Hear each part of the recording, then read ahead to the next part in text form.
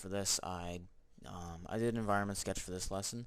The next lesson will be characters, but we'll just go with what I have here.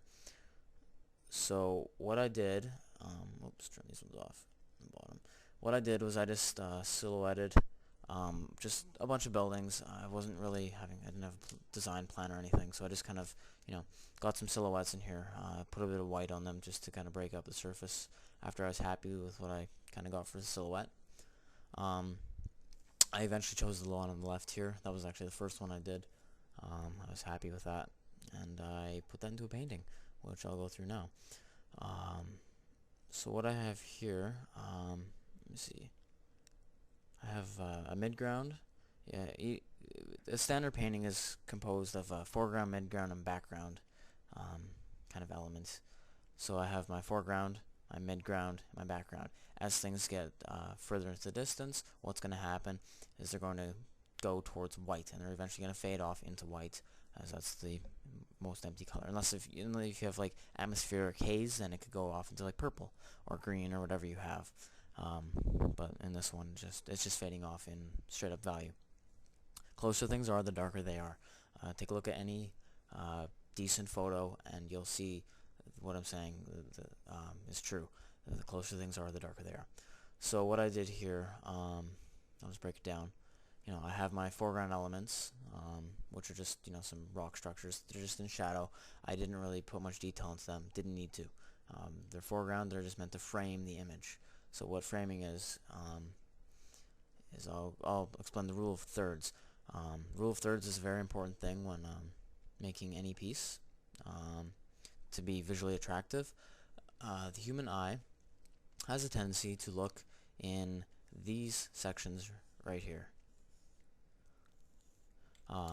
Those cross points on an image are, for whatever reason, just the most attractive spots you can put an object in a painting or whatever you're doing, in a video, film, or whatever.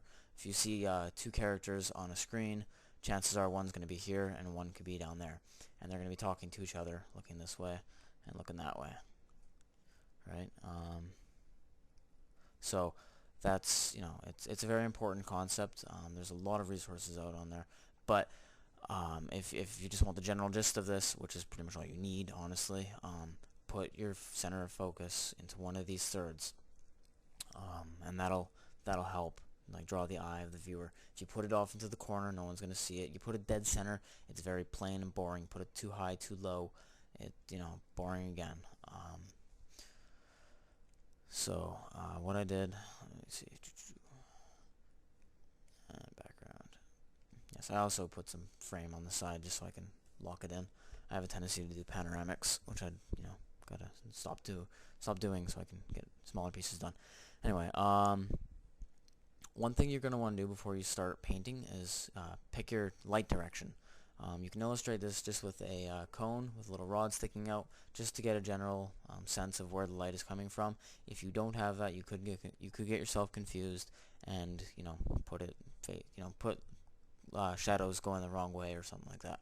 It happens. So it's always good to have a light source in there. What I did for this, let me see here.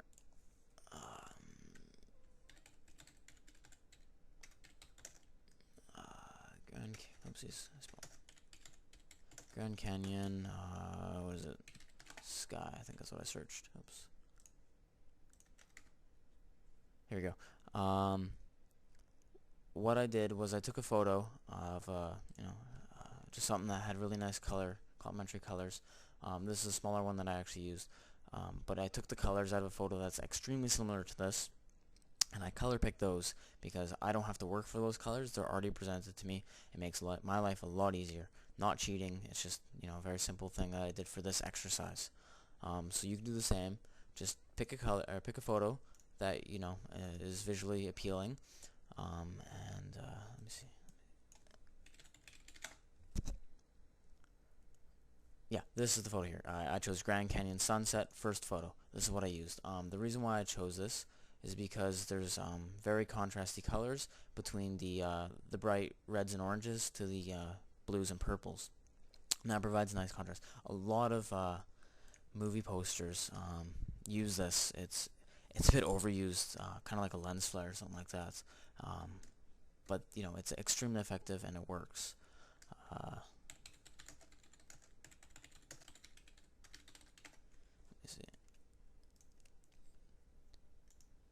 Here we are. Yeah, if you just search orange blue contrast in movie posters, you'll find on slashfilm.com like this big thing on it. I read this a while ago. It's pretty funny, but it works very well for anything. You know, you see all these, they use this kind of red, orange, red, blue, whatever, color scheme, because what it does in the orange areas, that's where your focus is going to be taken. Kind of like when you look here, you're not really going to be looking at the rock so much as this area here, because it's going to be the most lit, and obviously you don't really look at shadow, you look at the most detail. And that's another important thing. You're going to want to put the most detail into where you're going to look. Well, I'll go through that on another lesson. So, as you can see here, I just got some sky color, popped it in, just made kind of a pastel-y kind of thing, just to get a background in. It's better than working on white. This is a highly unpolished painting. I will never polish it. It was just for demonstration purposes, as it's going to be used again for this. So what I did was I color picked from this original image, the Grand Canyon sunset.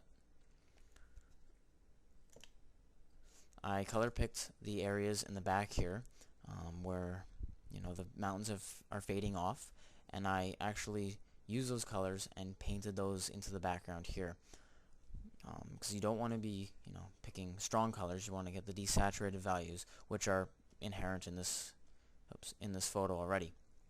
Makes life very simple, as I said. So let's say the foreground, I chose, you know, dark colors, obviously, from this section right up here, where the values were dark but very strong and not desaturated. So you know, I purposely picked the dark colors in that section. So then the midsection, I again came in and took colors from this rock structure that's right here, and just chose colors that I liked. And I'm only using the colors from this photo just for this exercise, because that's all I want you to do as well. If you're more familiar with painting, yes, add complementary colors into the photo. You know, get some greens in there, maybe, you know, some bright yellows or whatnot, depending on what you're drawing. That's the purpose for this, is to you know, just get the color scheme. So that's the focus on this lesson. That's what I changed it to, is this idea of color. You know, that contrast between red and blue. You know, really you can just get the contrast here. You can just look at it, red, blue, which would be red purples, and then, you know, blue greens.